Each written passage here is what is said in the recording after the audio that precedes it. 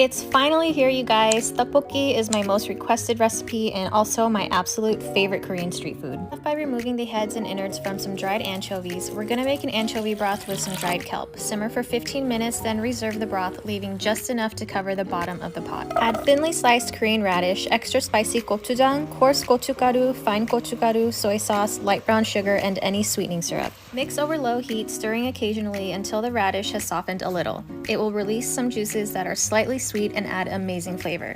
Then add the reserved anchovy stock, cabbage, and large green onion. This is totally optional, but I also recommend adding a little MSG. Now add your rice cakes and wait for the sauce to thicken, about 10 to 15 minutes depending on whether they are fresh, refrigerated, or frozen. When the sauce has thickened, add fish cakes and cook for another 2 to 3 minutes. Then add some hard-boiled eggs, toss to coat evenly, and that's it. French fried corn dogs are my favorite of all the newer Korean street foods. Korean corn dogs are usually made with a yeasted batter by combining warm water, sugar, and yeast and letting it sit for a couple minutes before mixing. Add salt and flour, mix until smooth, and set aside to rise for 1 hour. Cut a potato into small cubes and soak them in water, then skewer your favorite hot dog or sausage links. I like these thicker and dewy sausage links, and I want cheese and sausage in every single bite, so I'm wrapping cheese slices around it.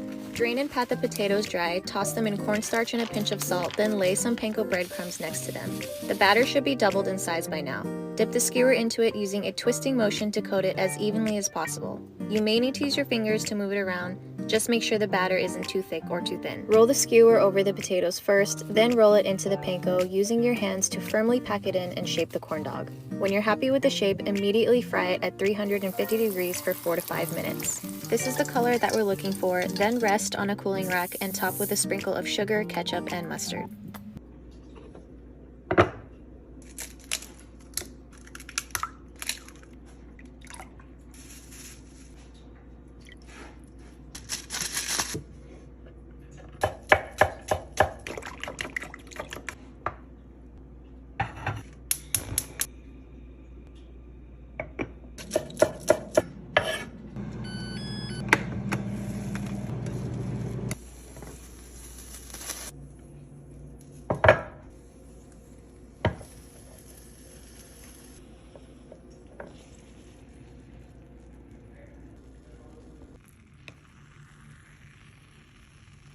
Summer is here, so I'm sharing my top 5 Korean summer dishes, starting with bibimbap, which is spicy cold noodles. These are my favorite type of noodles and only takes 10 minutes to make. Start by grinding some roasted sesame seeds until about half have turned into powder, then thinly slice a cucumber and set these aside. I also like to add a hard-boiled egg, but this is optional. For the sauce, combine gochujang, fine gochugaru, sugar, vinegar, well-fermented kimchi juice, sesame oil, soy sauce, garlic, and some of the crushed sesame seeds. Mix together until smooth, then add some chopped kimchi. If you don't have any well-fermented kimchi, just add a bit more soy sauce and it'll still be really good. Next, boil some thin wheat noodles for 3.5 minutes. Make sure you're watching it closely because somyeon cooks very quickly and you don't want overcooked noodles. Immediately rinse well under cold water to stop the cooking and remove the starch. Now all you need to do is mix the sauce into the noodles. Use as much or as little as you like. I like mine very saucy. This dish is the perfect balance of spicy, tangy, sweet, and refreshing, and I like to top it with crushed sesame seeds, cucumber, and a hard-boiled egg. They say that Koreans are some of the skinniest people on earth,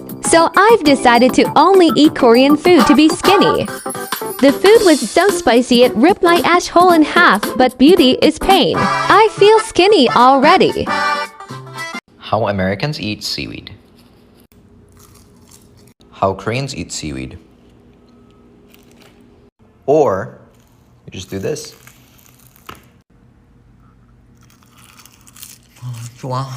Yo, this is how you make kimchi. Ooh! 7 pounds of Napa cabbage. First, we're gonna cut this in half, and we're gonna cut the core out. Take these out in the middle. Boom. Boom. Bop.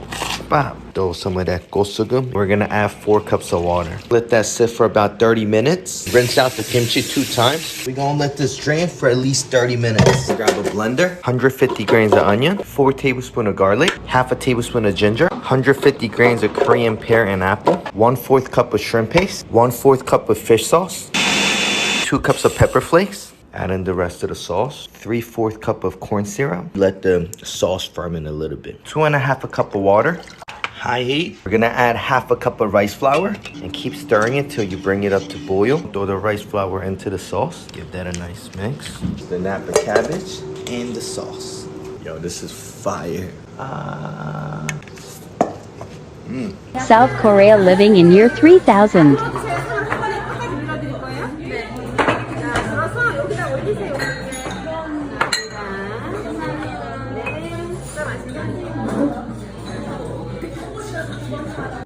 So how you eat this is it's typically served as a side dish.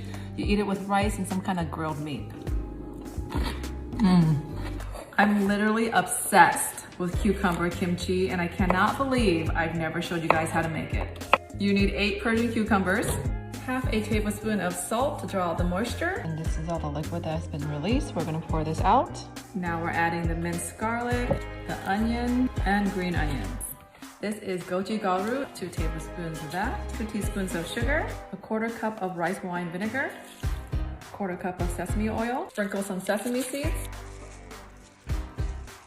I'm putting the cucumber kimchi in Tupperware and refrigerating for at least 30 minutes, but the best tasting would be... You make Korean fried chicken. Ooh. 500 grains of chicken thigh.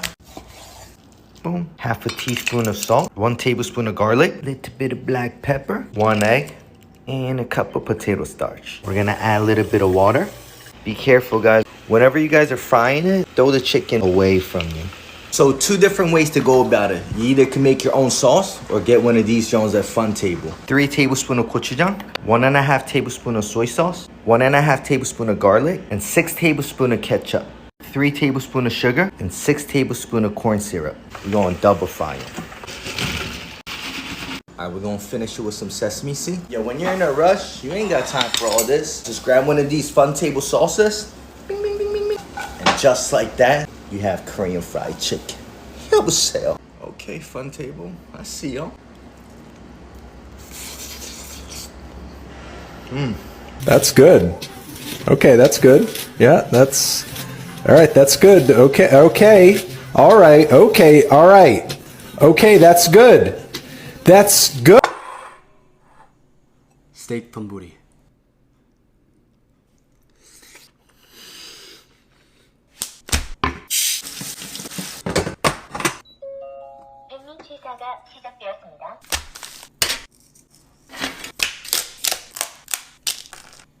Poop.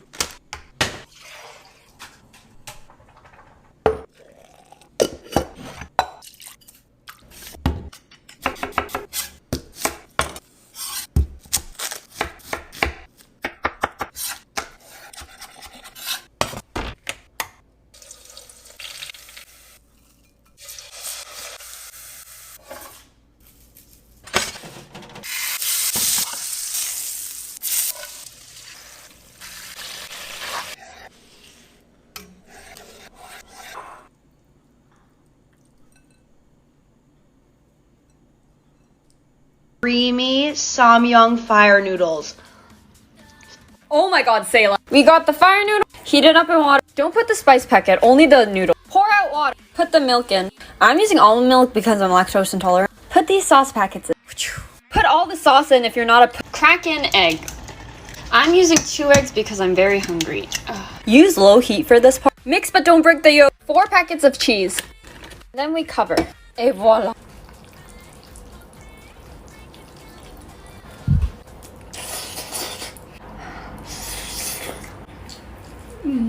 I'm going to tell you the secret to how Korean women stay skinny and fit. They have it in all shapes and forms and always have it handy in a container. They eat it by itself or put it on top of any kind of food they are eating, even if it doesn't make sense. Sometimes it takes them more space than their actual meal. This low-calorie, mineral-rich, and skin-friendly vegetable is their secret.